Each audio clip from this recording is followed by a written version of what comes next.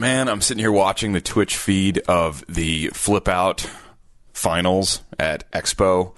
Not where I expected to be. Thought I was going to be standing in the glare of the sun shining through the glass watching the finals, but I'm not. I'm at home. Weird, strange weekend that we will recap here on episode 201 of Coast to Coast Pinball. Let's go.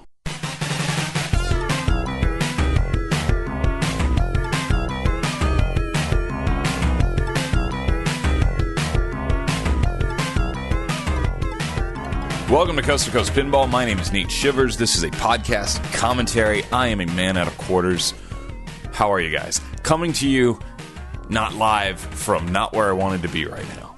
I fully expected to be standing in the glare of the glass watching the finals of the Pinball Expo Flip Out 2015 tournament take place right now here on Sunday morning. But instead I'm watching it on the Papa TV Twitch feed, which, long story, but in a nutshell, Teresa, my lovely, beautiful wife, has severely hurt her knee.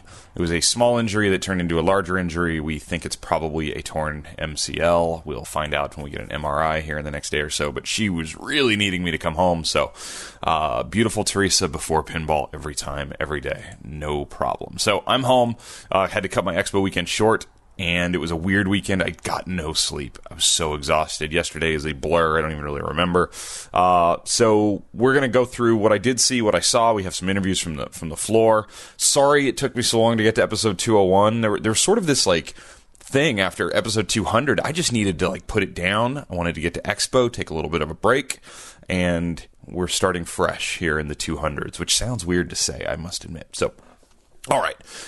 I want to start off by saying, well, first of all, this is a big, huge trip report, right? Trip reports. My question here that I'm looking back on the weekend and reading some people's reviews and thoughts of Expo 2015, and we have to kind of come at this show from a bunch of different angles just because of Expo. Expo's a strange one. What is Pinball Expo in 2015? What is it? I mean, who's it for? What does it serve? What is the purpose? Who will get the most out of it? Who will get anything out of it? It's an interesting show because for years, Expo was the industry show. It is where the companies that were in the pinball industry came to show off their future games. They came to talk about what they had done, celebrate the business, etc., etc. Pinball Expo today, since there is only really one huge company that's building multiple games per year and shipping multiple games per year, has morphed into a still sort of an industry gathering. Certainly everybody that's anybody in pinball tends to be at Pinball Expo, and all the companies that are in pinball, and it expands not just pinball machine builders and not just parts and not repair people, but just people that work on the small goods of pinball, whether it be parts and mods and stuff. They're all there. Independent builders are there. People working on smaller projects. People who it's a part-time hobby that are trying to make a small business out of it are there. We have the boutique companies, the rise of the boutiques of the last few years. They're there. And people are coming to Pinball Expo more to see these new announcements and see these new games, these rare games sometimes that you might not be able to either A, afford, or B, even buy because they're so few. There might only be one of them in the world, so a lot of people come there to see that. It's also just a pinball show to a lot of people. It's kind of the Chicago area show to many folks where they just want to come and play a bunch of pinball. And whether that means come and play the new games in the vendor rooms or play in the free play room, they come to play pinball. It's not a cheap show. It's expensive. And this was an interesting year. Last year was, to me, from what I could tell, a really big milestone and big show for Pinball Expo. There's a lot of new announcements. There's lots of buzz, stories galore coming out of the show. And it felt like there was this big upswing in what was going on. And this year, I got to tell you, as far as news and announcements and overall vibe, kind of, the feeling I got from being at the show, it was down. It was a downswing. I've seen countless people now say that they felt it was down, and for various reasons.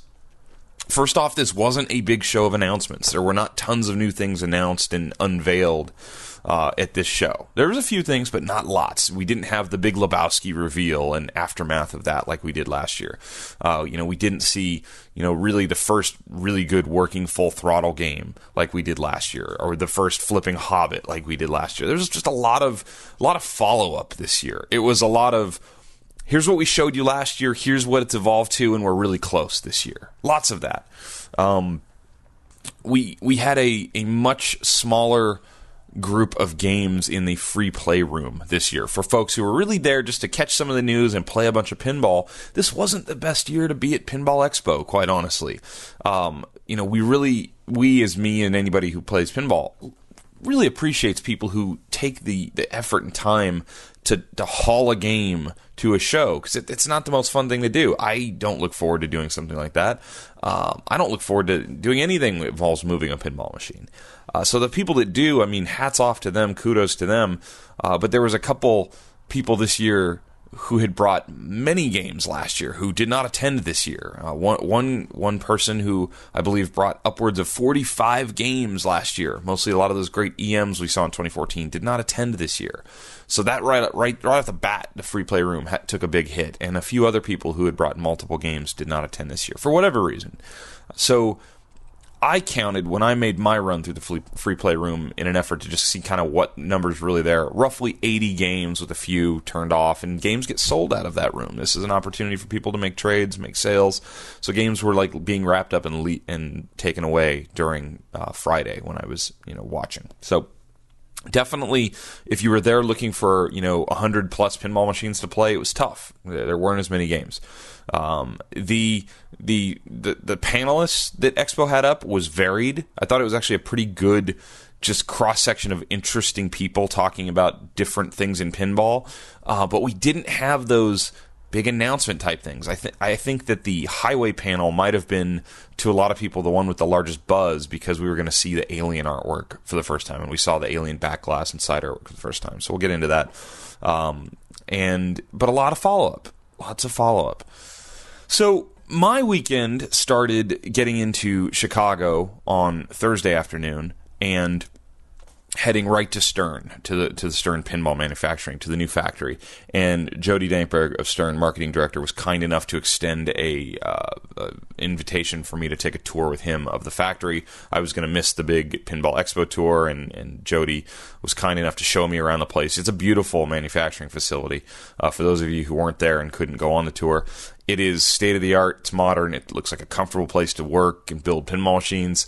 The offices are nice. It's spacious. They have room to do lots of things at the same time, which as a company grows. I know my company we just changed our facilities in Mexico where we build our lower-end guitars, and very similar-looking facilities, I got to tell you. So, great place to see, great place to tour. It's laid out well for that. Interesting things happening at Stern. There were no spoilers leaked to me directly, but there were definitely some little hints and winks dropped at me. Just being in Jody's office, which is full of toys and goods and wares of different themes that they have worked with in the past. There's lots of Game of Thrones themed goods in there. We saw some WWE wrestling themes in there. We saw some toys from games that are currently not built or announced in there, which made me wonder and ask questions, and kind of told to stop asking questions. So I have a good idea of some things we may get to see in the future, which is pretty exciting. So that was a lot of fun. I appreciated that. Jared, who is their online social media director, was actually in Chicago for the weekend, of course, for Expo, and I got to see him doing some like real-time Facebooking and keeping up the high-energy social media output that Stern is sort of committed to, with Jared being on board. So that was good to see. Very cool. Got to see Steve Ritchie actually on the line with the folks building and play testing Game of Thrones, and him going through it and checking with it, and just sort of the excitement that you can tell that guy has about watching his latest game come down the line and be finished off. It was very cool. Got my first look at the Game of Thrones LE. They had one out on the floor with the very, very cool and very intricate topper that they are going to be releasing for Game of Thrones. It has sort of the shield inserts on it with each of the houses in different colors, and then a dragon on the top, an animated moving dragon on the top of the topper, which is very cool. This was told to me secondhand, so if I'm incorrect, I apologize, but it was told to me that George Gomez actually designed the topper for Game of Thrones, since I guess the art direction team, their team was busy, and somebody needed to do it, and George did it. Saw George real briefly walking through the halls, telling people great job.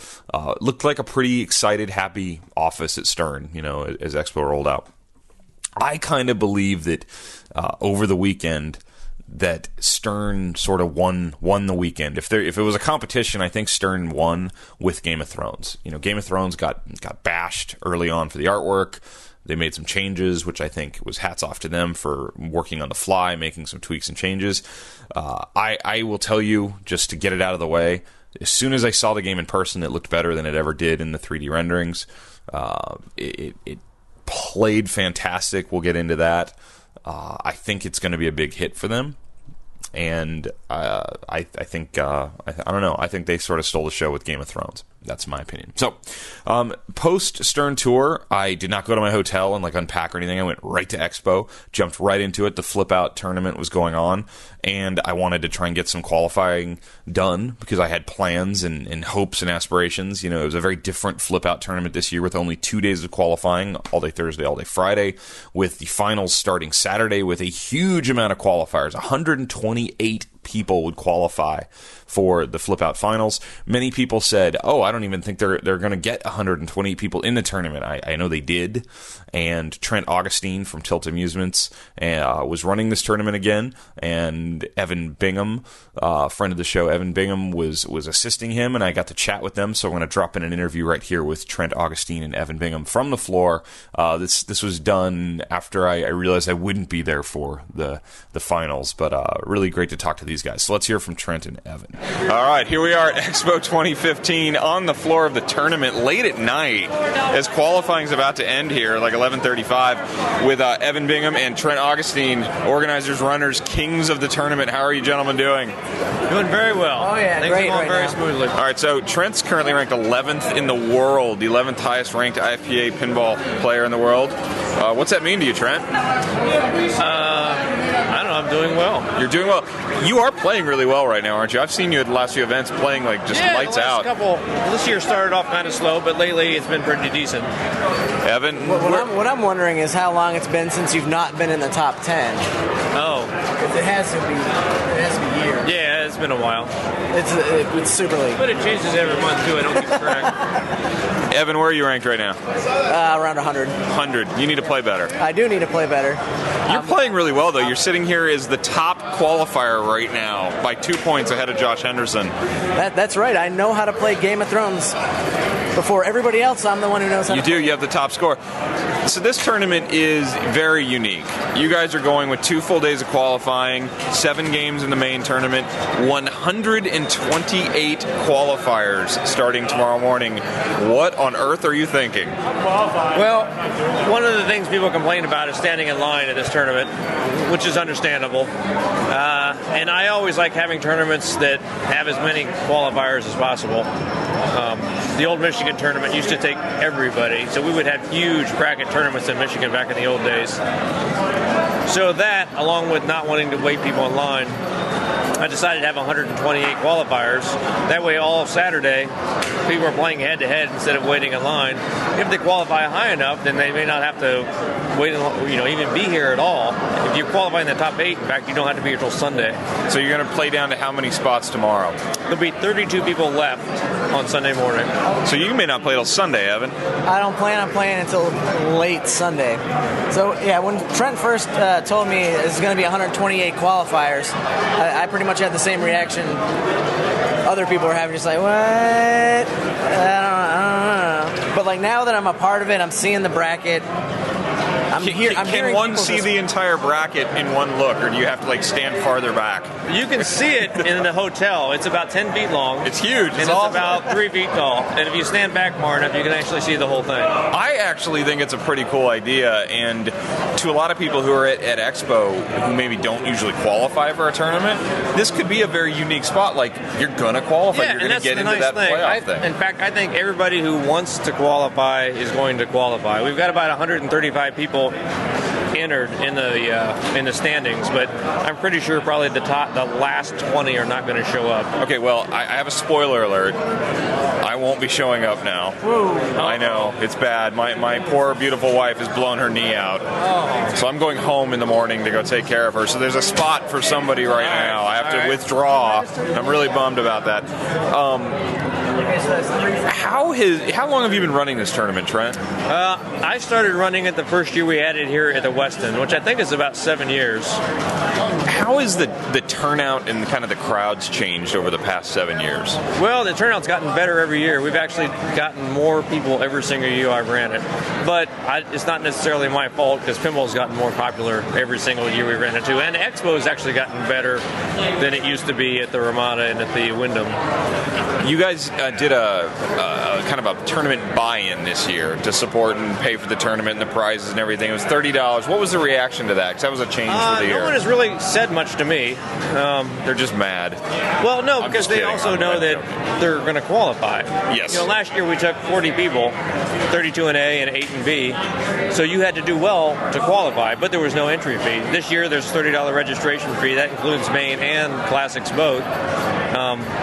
And you're going to qualify. And I think a lot of people spent probably more than that $30 on Saturday alone last year trying to get into those spots. Right. Yeah. And on top of that, you don't have to do anything on Saturday. You don't have to wait in line on Saturday or pay any money or anything like you would have had to in years past. Yeah, I've been doing a lot of registration the past couple days. They're just throwing their money at you. Yeah, well, not only that, only about 1 out of every 20 or 25 people have actually been taken aback by the $30 registration fee. We also announced it really late. Well, it's pinball. It's what we do. Yeah, we'll just make things up as we go. So, besides running this tournament, Trent, you're also, and being a great player, you're also known for Tilt Amusements. Right, yes. You sell pinball machines. I sell a lot of pinball machines. You do. Are you one of the top few Stern distributors in the United States? Right now, I'm number 1 in the world. Number 1 in the world. Well, I have been for the last 4 years. What's the flow of business like for you right now? Flow? Yeah, like who's buying? Is it all the same people? Are you finding new customers? What's that side of the... Yeah, there's always new guys, because, not everyone can buy a new-in-the-box game, so the flow through is always new guys coming into it. And you've got some guys that'll buy every game. Probably 25% of my sale go to homeowners, that want something for their basement. Probably another 25% go to operators, and then, another 50% would be the collectors, like what's here at the show. Gotcha. How has KISS done for you since that was released? It's done very, very well. It picked up early. The operators love it because it earns really well. It's a popular title with a lot of people. The rock fans usually do really well. What are your thoughts on Game of Thrones now that we've put it through its paces for a couple days? Game of Thrones plays fantastic, and Dwight did a wonderful job with the rules. Not only is it really up to par as a release, it's really complicated as far as it's more like playing a board game, board game rules on a pinball. Fantastic. Are you getting pre-orders and orders and whatnot going on? The LEs are pretty much already sold out. And a lot of people ordered the premium because they felt like the Pro looked a little bare. But I think after playing it and feeling how the flow is on the Pro, a lot of people are going to be starting to order it as well. That may end up being the one for a lot of people. Yeah. Awesome. I think they both have facets for different people, but I think they're going to be surprised by how well the Pro plays. So you play these games to death. Out of the last, say, like 8 or 9 games, going back a ways, what's your favorite of these late model Sterns? AC/DC's the favorite. That's still you're the one. Yeah. If you're only looking back the last 3 years or so. Fantastic. Evan, Trent, thank you guys for spending a few minutes with me. I appreciate it. I appreciate your hard work on the tournament. It seems like everybody's having a great time. I am heartbroken I won't be here for the last 2 days. Thank you very much, man. Oh, thank you, Nate. Thanks for coming out.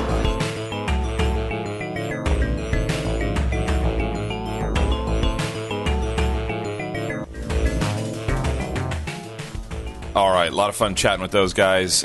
Still kind of, I'm tracking the finals as we're recording episode 201 here and just seeing the brackets break down and looking at some of the people still alive now as we're into Sunday afternoon in Chicago.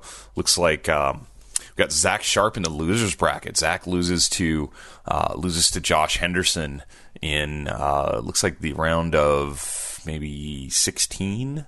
Loses there.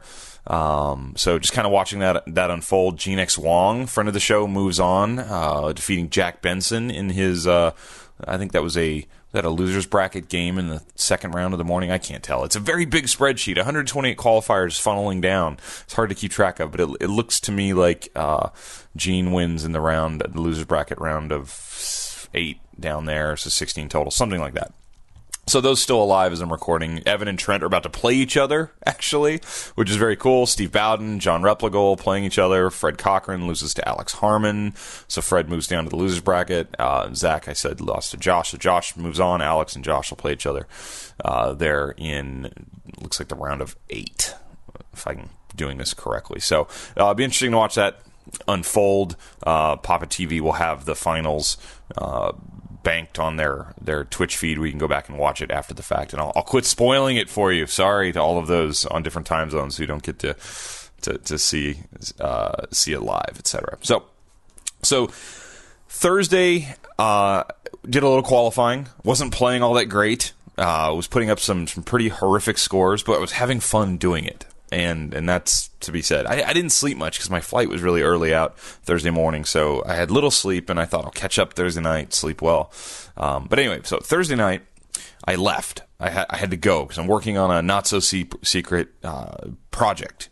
And I can't wait to tell you about it, but I can't tell you about it now. But just know that it involves video and really good pinball players. And I was working on the test, the beta, the episode 0 of this idea with Mr. Josh Sharp. We were at his place. I thought, this will take a couple hours, and then I'll be right back. A couple hours turned into like 5.5 hours, and by the time I got out of Josh's place, it was almost 1 in the morning, and I had to go to bed. But it went very well. So foreshadowing for the future, that went well. I know a few people came up to me and saw me with a video camera at Expo and said, "Well, is this what you're working on?" Sort of. I'm biting off more than I can chew. I'm working on a couple different things that are completely separate. The video I took from Expo of the games and the floor and just kind of the happenings, I'm in the middle of editing that out for just sort of a brief recap of what I saw at Expo. It certainly won't be the whole show. I feel bad that I can't get everybody's booth and everybody on camera, but it's just some of the highlights from what I was looking at and some of the things we've discussed on this show over the past year, kind of give you an update on that visually. I'll have that edited and probably out by tomorrow, and I'll post links on all the social media and whatnot. I'll post it in the Pinside thread as well. So I got a couple different things with video going on because I like to make myself busy as it is. So Thursday night, absolutely exhausted, so I thought I'd sleep in Friday. Except I had agreed to play in the Pinball tournament Friday morning with Hilton Jones. He had invited me to be his partner, which I'm sure he now regrets, because come Friday morning, 7 a.m. was check-in time. I was exhausted. I'd gotten about 4.5, 5 hours sleep, really tired, and we had to then play pin golf. We played 3 courses of pin golf. It was actually a lot of fun. I really like playing pin golf. Hilton and I were paired randomly enough with Gene X Wong and his friend Anna from the Bay Area also, and we played the first course together. And I thought we were playing pretty good. I thought we were doing okay. Like, I had some 1s in there, had a couple 4s in there, but I thought overall played all right. And then our second group, we were paired with a couple pinheads from New Zealand. Good to play with them. That was a lot of fun. Really nice guys. And then our third group, I don't remember their names, but they were 2 guys who were much better than us and kicked our butts throughout that course. But I really thought as we were playing, we were doing pretty well. I thought, yeah, okay, we'll qualify into B or C for the finals because they had 3 sections of finals, and we missed it. We were on the bubble looking in. Out of the 24 teams that made it, Hilton and I were 25th. I take all the blame. It's on me. So I apologize, Hilton.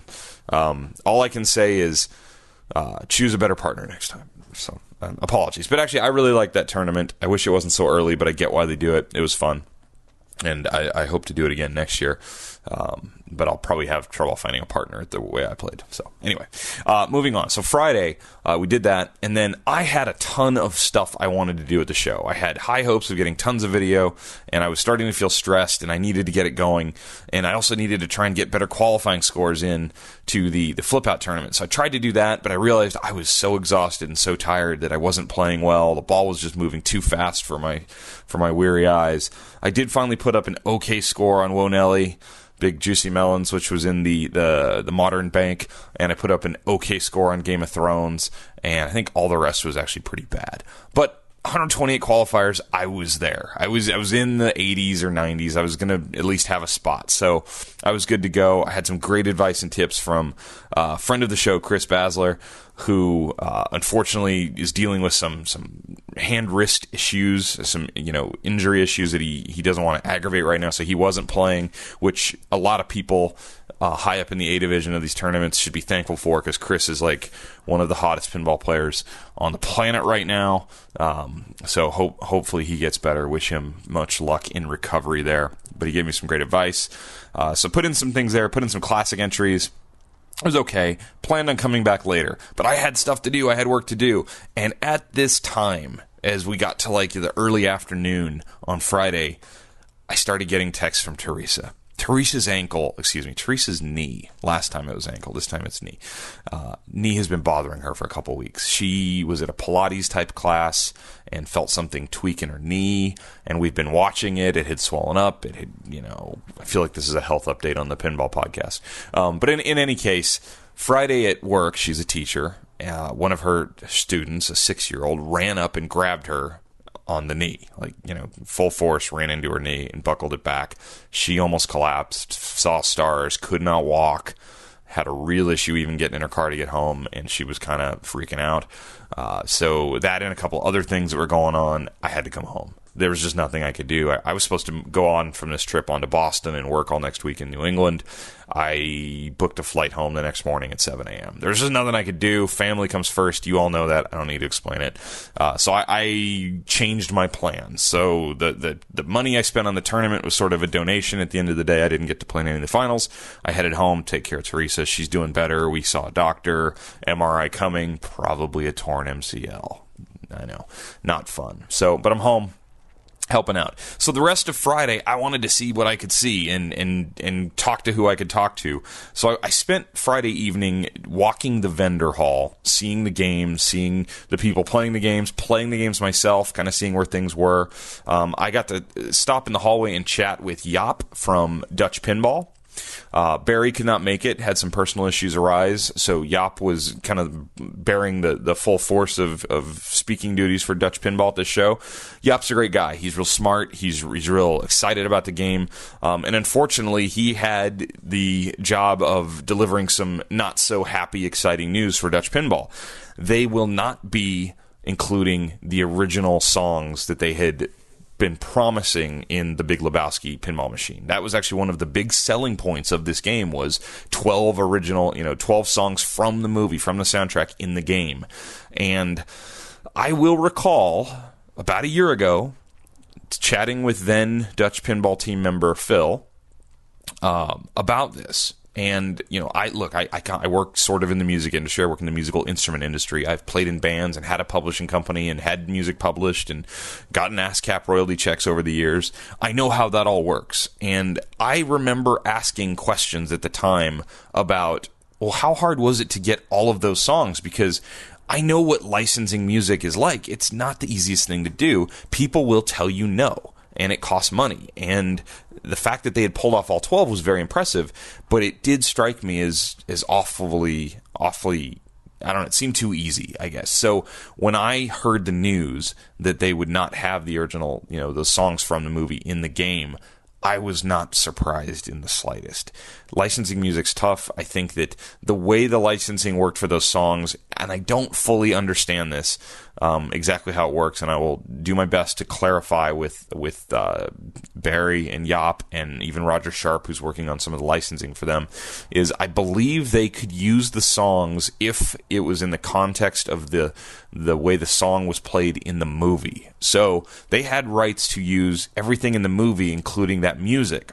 But to then strip out the song and just play the song by itself, they did not have the ability to do that, if that makes sense. So they could play the scene from the movie with the music, but they couldn't just play the song on its own. So their hand was sort of forced, because trying to license all those songs this late in the game and for as much money as it would cost was not feasible. So they decided to make the call and have their in-house composer basically do songs in the vein of songs that will remind you of the music from the movie. And from what I heard, it actually sounded really good. Jaap told me that their composer does all the music for Eurosport, which is a big, I guess, show or network of sports in Europe. And so this is not just somebody with a MIDI controller hitting some notes trying to, get something to sound like it. It's like legitimately professionally composed music. I think that it's unfortunate that they had to pull this so late. I know there's some people upset that thought that the music really made the game. I don't know that I agree with that. I certainly think the music helped and created a certain part of the environment of the game. At the end of the day, these machines are generally open source enough that if you really want to put your own music in, you can put your own music in. I played a Metallica game this weekend that did not have the same Metallica songs that my Metallica game has, and that's a game from Stern Pinball. So if there's a will, there's a way. If people really want that. Yop said to me he felt after the fact, after he had already made the change and was kind of bummed about making the change, he sort of liked the music composed specifically for Pinball Machine as much or even more as the songs from the movie. And he said that maybe it's just that I've heard these songs from the movie for so long, because they've been working with this well over a year. Or maybe it's because these songs were specifically made for a pinball machine and the flow and the gameplay of a pinball machine. Full songs in a pinball machine can be tough sometimes. I know in Metallica there's a few songs that you keep hearing the beginning of every time you start. So it's really about the implementation of the music, and Yop seemed to think that it will be okay. He totally understands that people could be upset. I think Dutch Pinball's been very good about, if anybody wants their money back, we'll give you your money back. They want happy customers. They really feel that they can stand behind this game, and when it releases, people are going to come to them to buy the game. I kind of agree. I think that this is probably the low point for Dutch Pinball as far as excitement about the game, but as soon as that actually does hit production and games do ship, it's going to ramp back up. I know there's been a lot of talk about the apron change as well. I asked Yop directly about that. He said that, of all the things that everyone said they loved about The Big Lebowski, nobody ever said to him, hey, this apron is really awesome, I love the apron. But he did have many dozen emails from people who were buying the game to operate or just felt it needed a traditional space for rules cards. And the apron, as they had it with the stars laser cut into it, did not have space for rules cards. So they made the decision to go ahead and change it. And I asked him straight up, is this a change to save money? And he said, no, the cost is almost the same. It's no different. We thought we were making customers happy.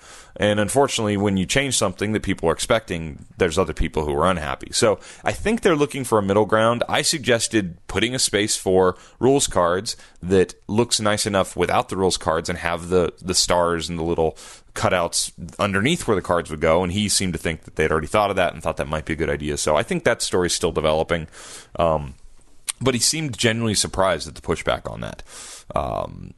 So we will watch that. We will monitor that. And, unfortunately, they didn't get a production game built in time to bring to Expo, so the games that were on the vendor floor were still the prototypes that have been in the United States for a while. There were some code updates and code tweaks. There was definitely some new interactive choices where you pick who you're playing bowling against, where you're playing against Donnie, et cetera, et cetera.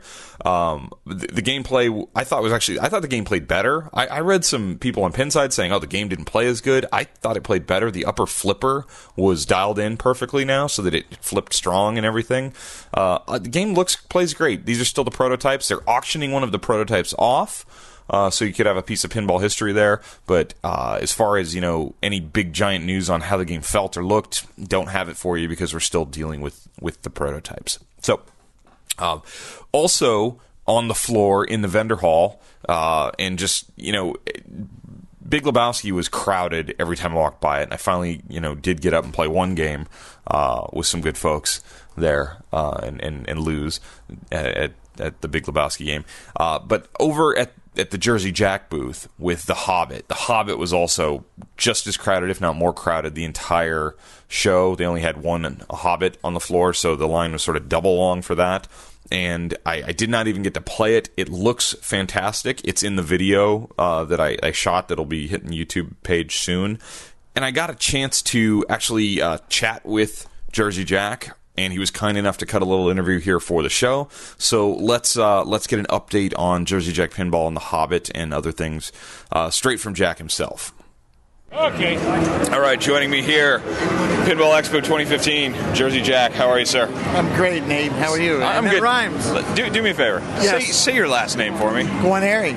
Guarneri. Yes, perfect. I always want to add an extra R or something like that. No, I think it was a bought name from Italy. The vowels were on sale that week, I think, when they came over.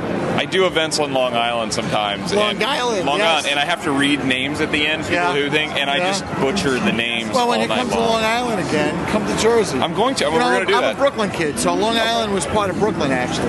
Well, Brooklyn was part of Long Island. Well, in Queens, too. It's all sort of on the island. On the island. That's it. So how are you doing? I'm great. You're great.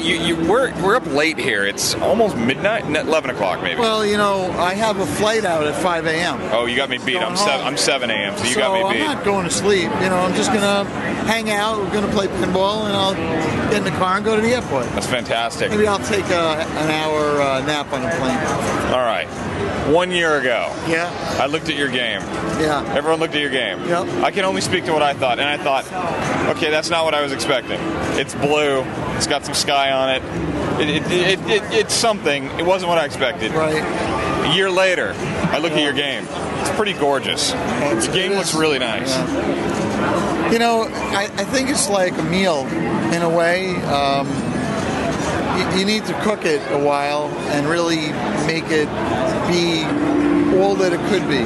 And last year, we didn't have all of the assets from Warner Brothers, what Smaug looked like, and really it was, you felt, okay, well, we're going to a show, and you need to have it at the show.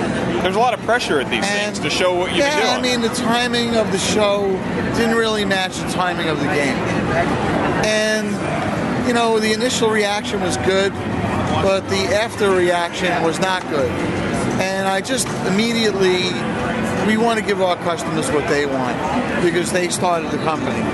And I feel this need to do the right thing. And I guess we could have just said, this is the game, that's what it is, and tough luck, and build the game. Yeah. Which we were positioned to do. And you would have sold games. Yeah, they would have gone. I mean, listen, there's, a lid for every garbage pail. Absolutely. But, we're not making garbage pails, right? We're making games that are amazing, and we want our customers to have fun playing them, and we want them to cherish them forever. So, everything you touch on a pinball machine, when you redesign something, it affects, 100 other things. And Butch has done seminars at different shows detailing some of that. And the result of that, when I watch it, is painful. Because you have like Revision X for a playfield already. And that's not 10, that's like 24. And there's so many things, but I will say this. Today, people came to me and they said things like, I looked at all the other new pinball machines here, and I looked at your game, and I'm buying a Hobbit. And that is the proof that's really nice to hear when you spent all the time and all the money on the game to make it be its full potential. One thing that clearly stands out on that game, and I think even surpasses with ease The Wizard of Oz, is the screen. The screen and what you guys are doing with the HD video and the way you're tying that into the rule set and the graphics. Talk about that and how important that's been to the Hobbit. So in the beginning with Wizard of Oz, when I put 27-inch HD LCD in there, it was only that big because I couldn't fit anything bigger in there, right? So some people said, well, the game doesn't happen on the back box, right? I mean, games like Banzai Run, stuff like that, okay. Sort of a gimmick. But again, going for new player base, our older player base that loves pinball, I know they'll love the game because of mechanical action. But really to be relevant and have a game that goes on a location, especially where people look at it and they realize, this is a brand new game. It's new technology. You needed that video, right? So now you're first starting to see some of the promise of what we could do with Hobbit. And with Pat's game, you'll see what that evolves to in an amazing way of how we took assets that we created that we own because not a license, and we used it in video in Pat's game. And that blows away Hobbit, Hobbit blew away Wizard of Oz. Wow. So you probably thought, I'm guessing you thought you'd be showing Pat's game by this point, at some point. You figured 2015 Expo, we'd be on to Game 3 right now. How painful is that to see delays stack up on something that you're putting so much time and effort to, and you're excited about? You want to get this game out. You know, the good thing about Pat's game is it's going to be on time. Yeah. Because nobody knows when it's going to be released. There's no date. We didn't take any money on it. We didn't show anything to anybody, so I don't have any pressure. That's got to on feel that good. Game. Yeah. It's good. So, you know, if that game's in the bag in another few months, and we're still building Hobbit, that's a good position to be in because, you know, we're working on game number 4. So the real plan next year is to release 2 games. One in the spring, that would be Pat's game. Oh no, you just give a date. And, well, in the spring, you know, hopefully in the first half of the year. Okay, all right. Ish. Fair enough. Ish, ISH, right? Ish, yeah. So, and then one in the later part of the year. And that would be a really great plan for us because the market can absorb, you know, it's like making an investment. It's never a bad time to buy a good game. Sure. Right? Sure. So if you have good games, they sell themselves, and that's real easy. So, you know, right now in the marketplace, where we're positioned, what we're competing against, I feel really, really good. How important is Keith Johnson to the games that you guys are building? You know, Keith is a really important member of the team. We have a lot of important members of the team.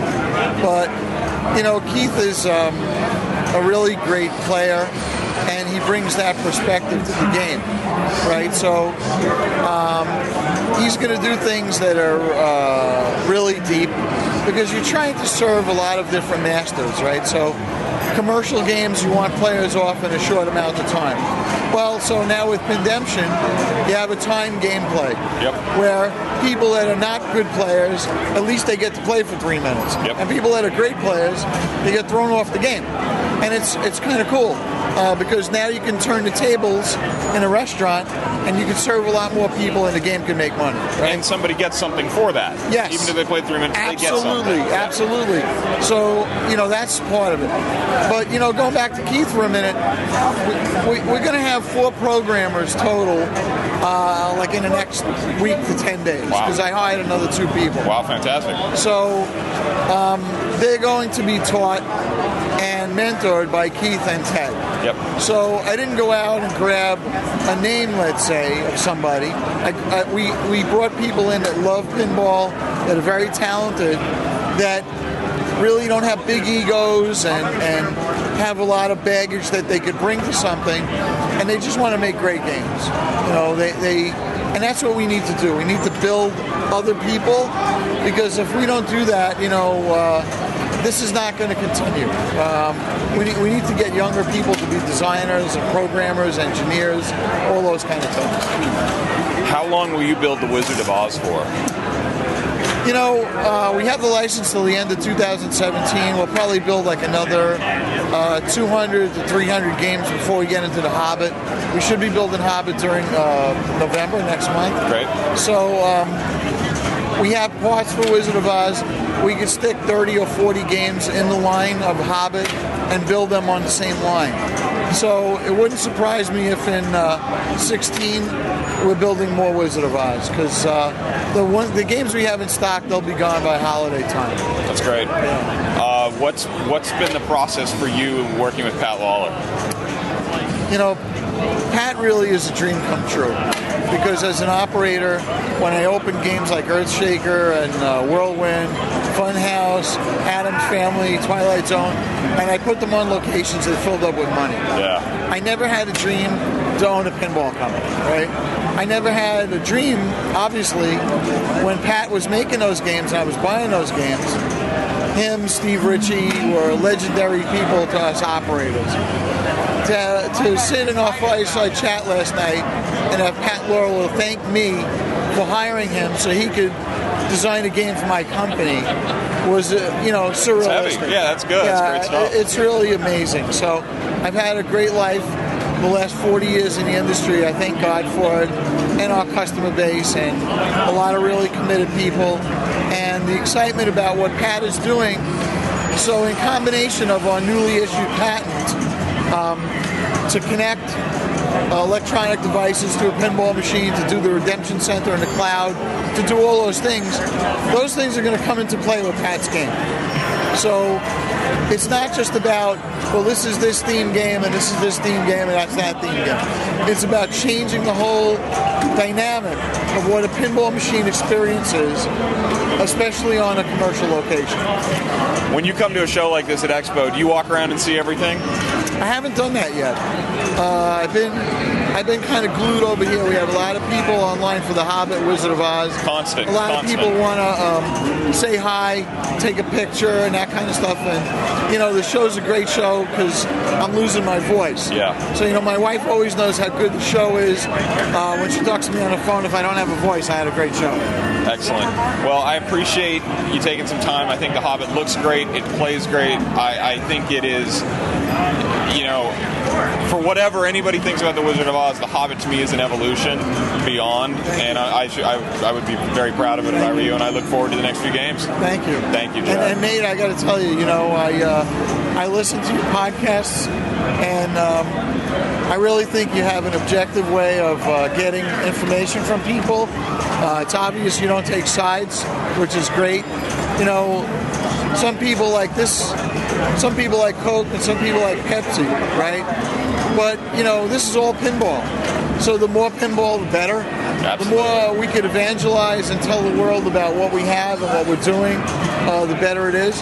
And it really only is through you and people like you that take that extra effort and time and energy and do it. Well, that means a lot. So I really appreciate that. Well, I appreciate you saying that. That's good stuff to hear, man. Oh, we hugged it out.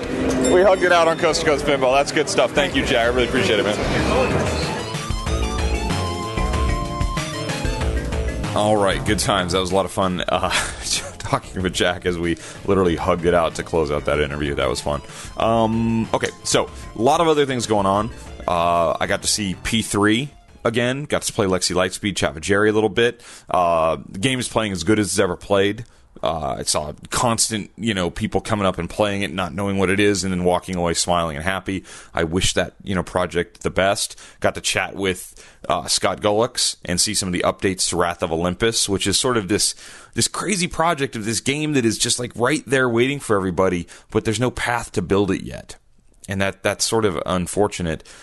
They have some new lighting modes into that game where the GI lighting changes color based on the mode. I thought that gave it an even, you know, bigger, dimension change. Kind of brought people in more to each mode. I liked that a lot. I spent some time over in the Chicago gaming company area, chatted with those gentlemen about Medieval Madness Remake. The gist of that, I would tell you, is the games looked great. The new animated DMD screen, whatever you want to call it, looks fantastic in person. Like, really an amazing job. They told me they had 3 people working months and months and months. I think they said 9 months to get that right and make it look the way it did.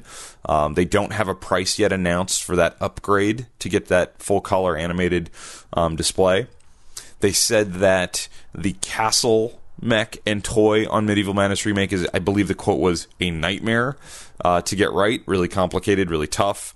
It sounded to me like, in a perfect world, Medieval Madness would not have been the first game that Chicago Gaming chose to license from Planetary Pinball and go ahead and get built. Sounds like this game was very difficult.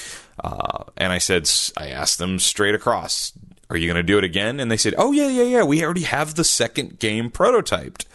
And I reminded them, I have a podcast. I'm going to talk about this. And they just said, oh, great, a podcast. That's fantastic. So there's my news, is that Chicago Gaming has a second game prototyped. I asked if it was Attack from Mars. They said they could not tell me that. That's okay. So it sounds like at some point when we get further down the production of Medieval Madness, which Stern is building for them, there will be a second game, and we will, and you know, that's hotly anticipated. Needless to say. Issue 3 of the Pinball Magazine was released during Expo. Jonathan Houston, this labor of love, this beautiful magazine. Issue 1 had Roger Sharp on the cover story. Issue 2 is Dennis Nordman. Issue 3 was going to be Python Angelo. That's been pushed back. Issue 3 is currently a cover story of what started out to be Kiss Pinball, which turned into the Bally heyday. So you get really in-depth article, feature, long form writing about Bally Pinball, covering it from all angles. And I got to chat with Jonathan late Friday night about that. So let's hear from Jonathan about Pinball Magazine issue number 3.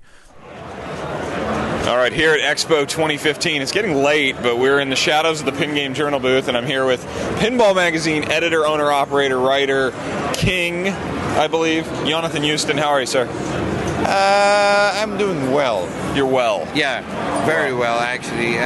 Consider the jet lag and not so much sleep. You know how Expo is. It's exhausting. Not a lot of sleep out here. Yeah. So you have released issue number 3 of the Pinball Magazine. Right. Volume number 3.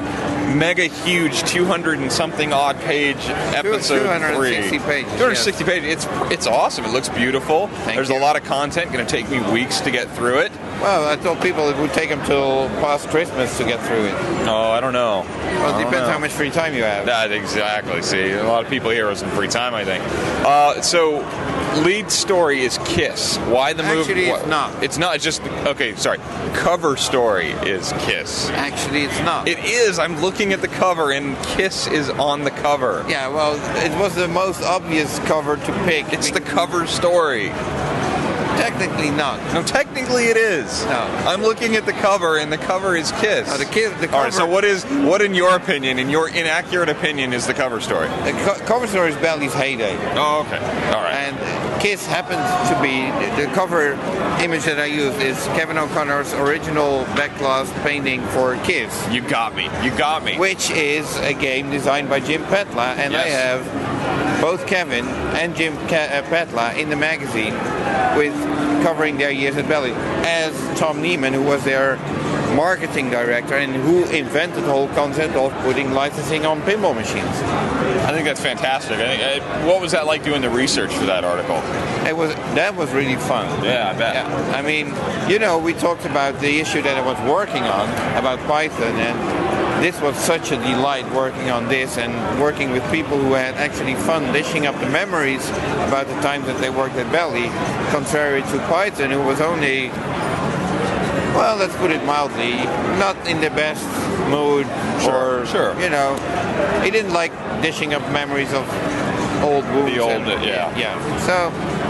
So they had a blast, I had a blast, and for me it was really fun to work on that, you know. I only got to flip through the issue really briefly back in my hotel earlier. Yeah. Really, I was just looking for my ad, right? You know, like, oh, Yeah. where's my ad? Okay, there's my ad.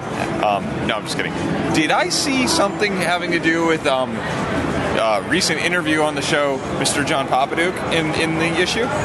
John is in the magazine, but not regarding the current situation. What'd you talk to John about in the magazine? I wanted, originally the plan was to focus on Kiss pinball machines, Kiss-themed pinball machines. And John sort of plays into that story. Exactly, because he showed that prototype at Midwest Gaming Classic, which sort of urged Stern, who were already thinking about doing a Kiss game sometime, into rushing that, pursuing the license, and going with their game.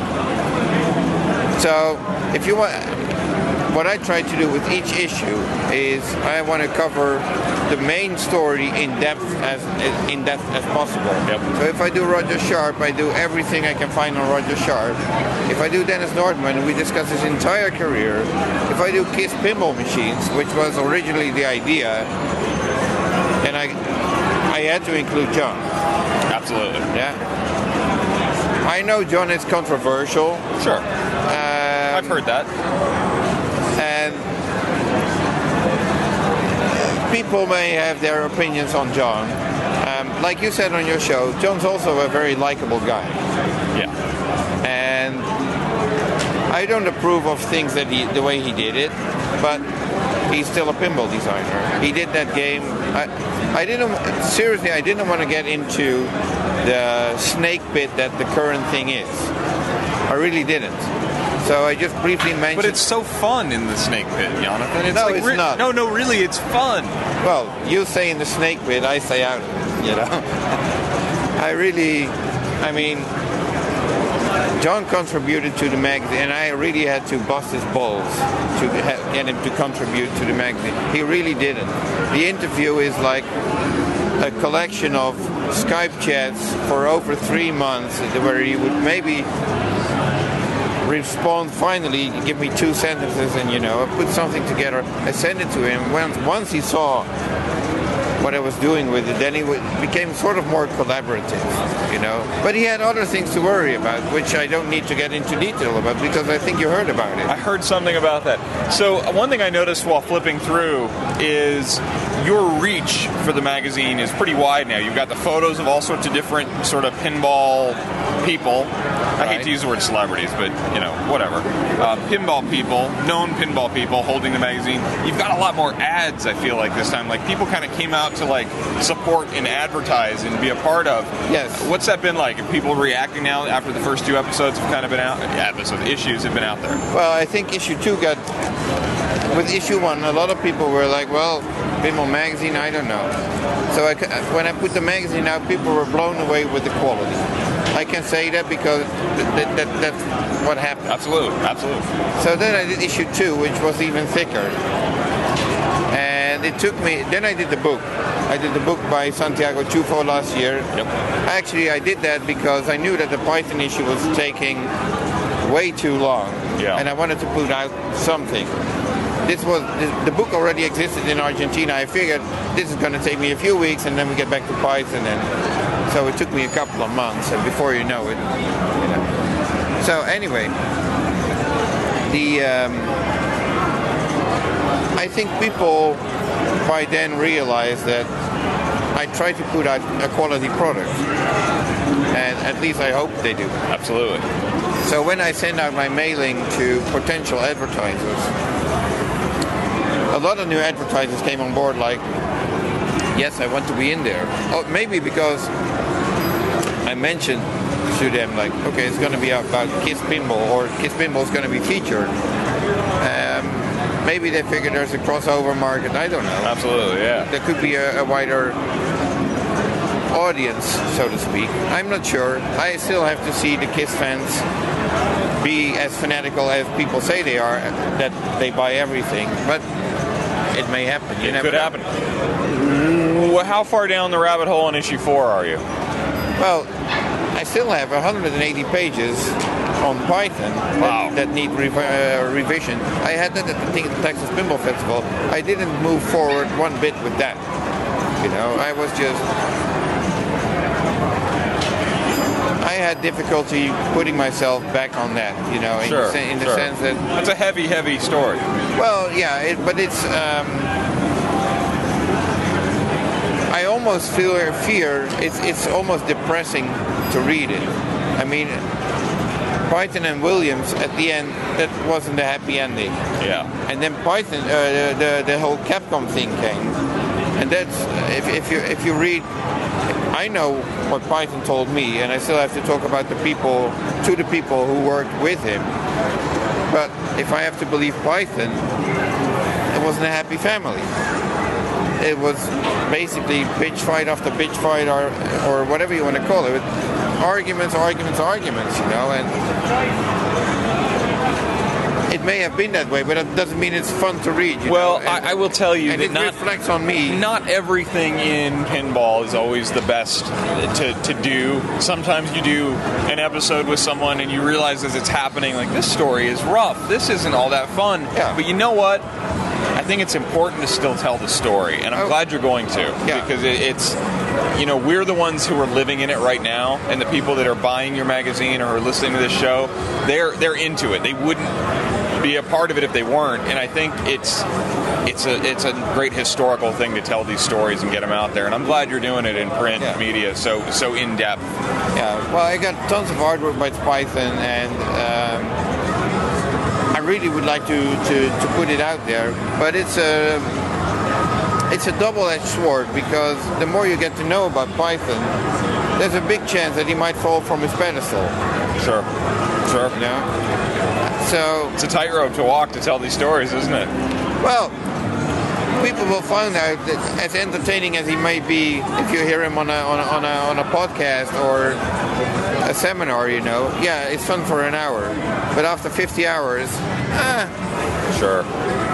Well, Jonathan, I am glad we got to chat. I look forward to digging deep into the magazine and reading it. I'm glad we got to chat too, and I really have to compliment you on 200 plus episodes. I know, right?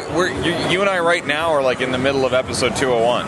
Wow. Right, we're standing in it right now. Wow. And technically 202. We don't talk about that. But, all right, man. No, seriously, if you have the commitment to do like 200 episodes, you deserve applause. Or you're just crazy. One of the two. No, I love it. It's fun. This is great. It's Expo. Yeah. Good stuff. Well, Expo is always fun. I can't believe you're only here for a few hours. Well, family comes first. Well, you wouldn't say if you do 200 episodes, then you figured like maybe you have your priorities wrong. I know, right? All right, man. Thanks very much. You're very welcome. Talk to you soon. Okay, thank you.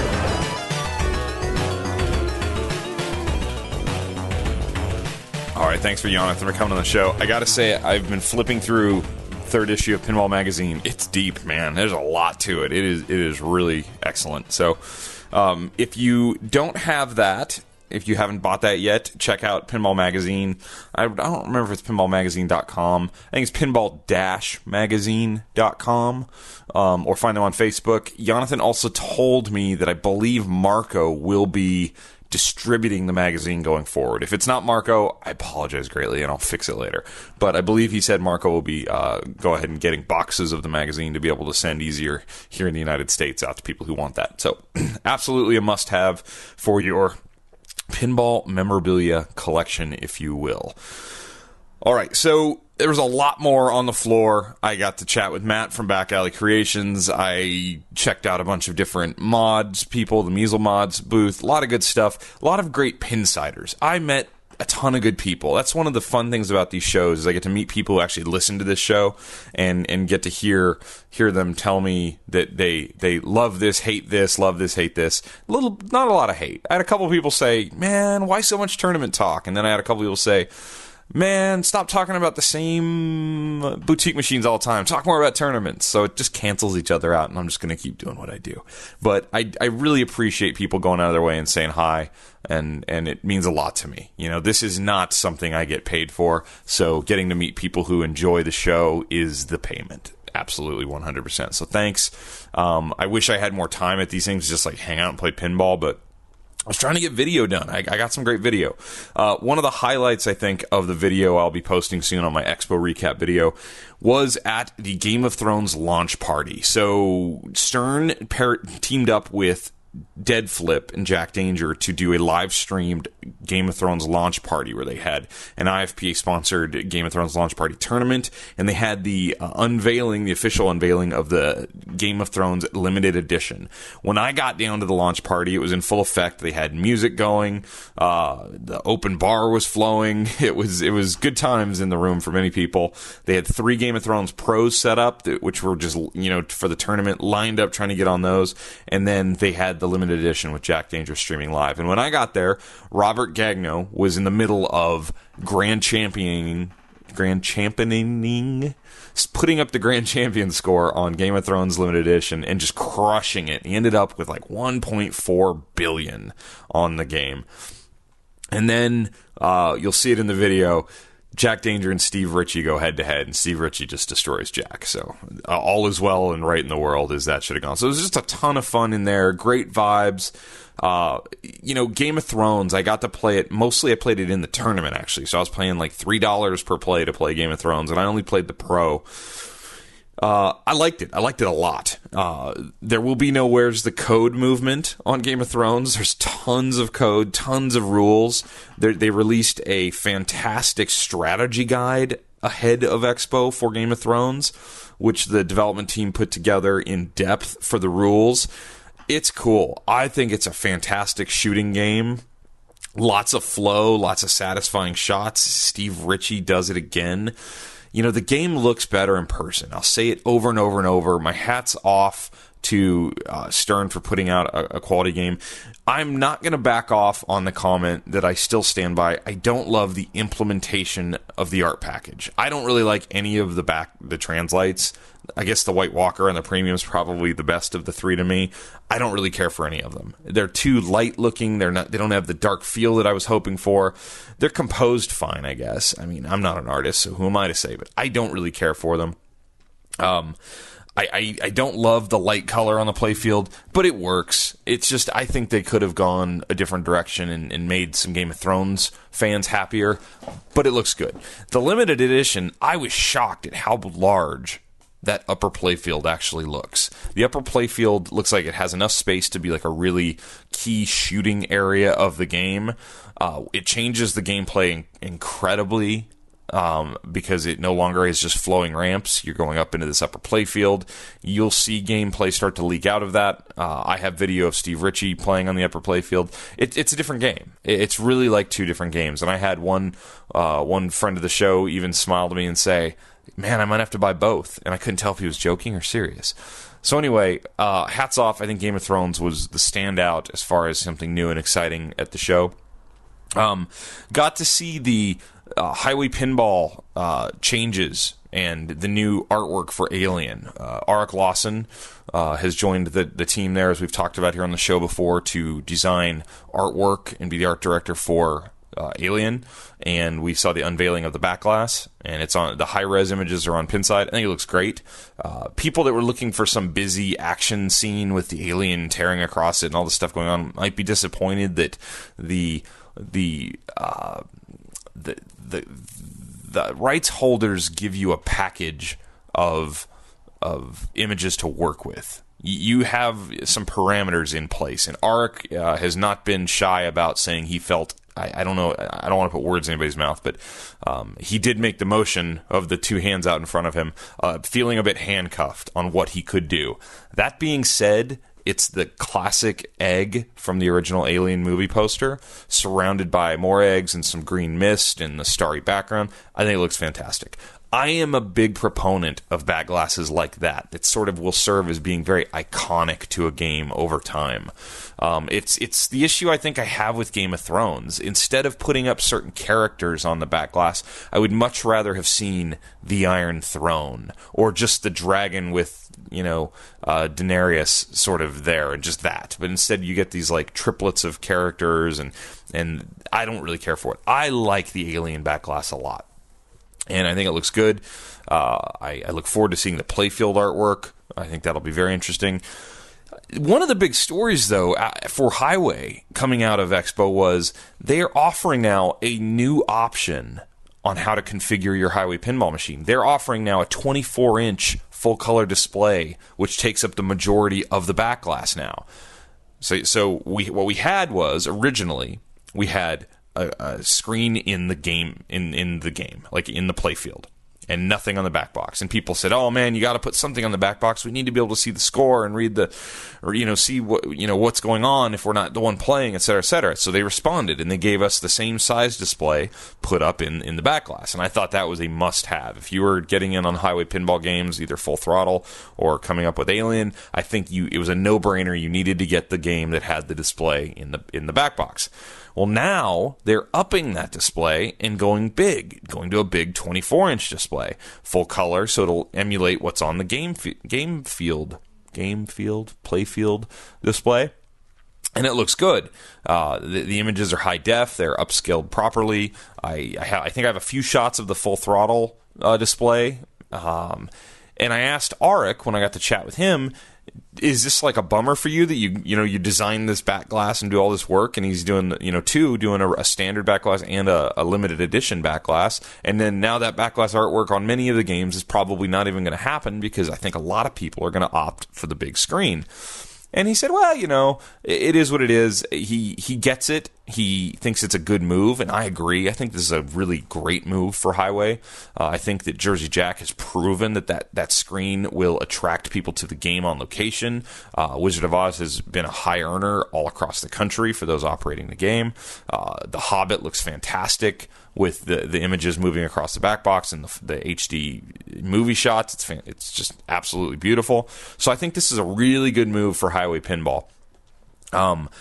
Especially with Alien coming out, because what you're going to be able to do with Alien is going to be possibly just over the top fantastic, and will really seal this as something a lot of people are going to want to be a part of and buy. So it's just an interesting dynamic that Lark, here we go, combining. I'm still sleepy apparently. Arik shows off this great artwork, and then it's going to be relegated to only a few of the games, I think, because most people will be going with that display, which is, I think, a fantastic, smart move for Highway Pinball. So really looking forward to seeing more Alien down the road. That's definitely on my personal radar, something I may want to get in on and be a part of. So, launch party wrapped up. I got to say hello to a bunch of people, play some Game of Thrones, make my final rounds, and I had to get out of there. I had to leave. I had a 7 a.m. flight out of O'Hare, so I got back to my hotel by 1. I had to get, a 30-minute drive to O'Hare to drop off the rental car. I was dragging all this camera equipment around with me.